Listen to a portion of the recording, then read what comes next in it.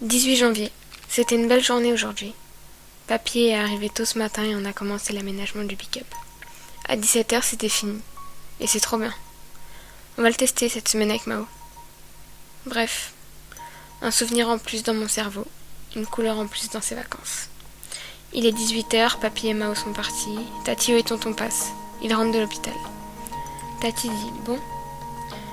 Papa avait les yeux ouverts et il semblait nous répondre. Je repense alors à hier.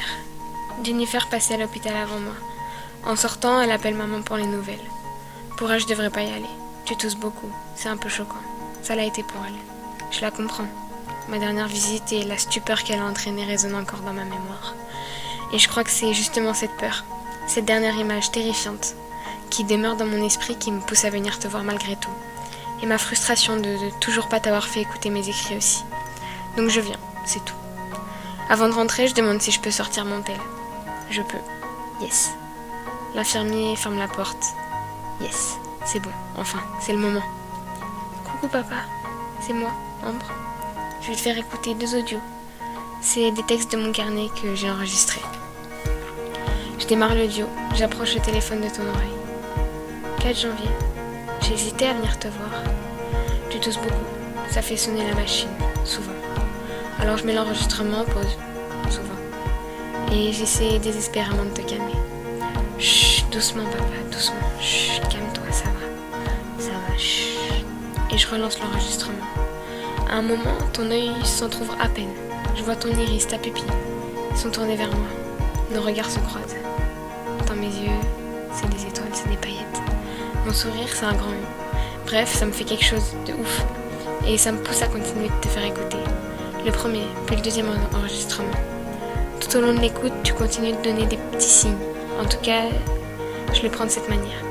Des signes que je sais pas, que tu m'entends, que tu veux me répondre, que tu veux établir le contact. Et ça me donne une force inouïe. Après l'écoute, je veux te parler. J'ai besoin de parler de comment je ressens tout ça. Parce qu'avec personne d'autre, j'arrive vraiment à le faire. Sauf avec ce carnet peut-être. Alors voilà, face à toi, face à ton regard quasi imperceptible, face à ta tête qui se relève à peine, face à tes lèvres qui tentent de bouger, face à tes doigts qui se resserrent infiniment autour des miens, je parle. Beaucoup, fort, longtemps, naturellement, facilement. De toi, de moi, de comment ça va, de comment ça va pas, de pourquoi ça va pas, de mon manque de toi, de mon manque de nous, de mon manque de ton regard, de mon manque de ta vie, je parle. Et c'est dur, et je m'écroule parfois, m'agrippant, me retenant au barreau de ton lit. Et je veux pas partir, je veux pas te laisser, je veux pas m'éloigner de toi, mais il faut bien que je sorte à un moment. Je suis un peu en état de choc en fait. Pas parce que j'ai eu peur, non, parce que j'ai mis des mots sur mes pensées, parce que j'ai pris conscience. Et les larmes persistent. Voilà, je repense à hier, et je me dis que tous ces petits signes que je me pensais être comme nerveux, pas fait exprès, qui pour moi n'avaient de réelle signification que dans ma tête, étaient peut-être finalement de vrais signes d'une conscience, aussi légère soit-elle, de vraies réponses. Et ça me fait tout bizarre. À l'heure du coucher de soleil, je descends. Je vois du monde près du terrain, mais j'ai envie d'être toute seule. Je fais un petit tour, puis je m'assois sous les bannières, face à la mer, recroquevillée, adossée au mur taillé. Appel de Jen.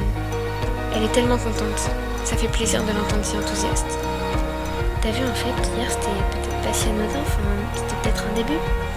Ah mais non, moi, j'en suis convaincue, c'est un rapport avec ta visite hier. Comme un déclic. Un déclic. J'ai envie d'y croire, de croire que mes mots, mes paroles t'aient poussé à combattre encore plus fort pour te réveiller et combler mon manque. Mais j'y crois pas. En fait, j'en sais rien. Je me dis que tu m'as entendu et que mes mots sont arrivés à ton cerveau, à ton cœur, j'espère. Mais je pense pas que ce soit ça qui aujourd'hui fait que tu sois tant éveillé. Enfin voilà, le soleil se couche et alors que je devrais me réjouir, je suis juste perdue. Je sais plus quoi croire, de quoi me réjouir. J'ai peur de la rechute constamment, parce que l'espoir d'un jour se transforme en désillusion, en déception puissance 1000 le lendemain. 19h20, bout de la jetée, le vent et les vagues me libèrent un peu, pendant 3 petites minutes. Puis je repars, toujours perdu, tourmenté. Aujourd'hui, 18 janvier 2022, je sais pas. Bon, à demain.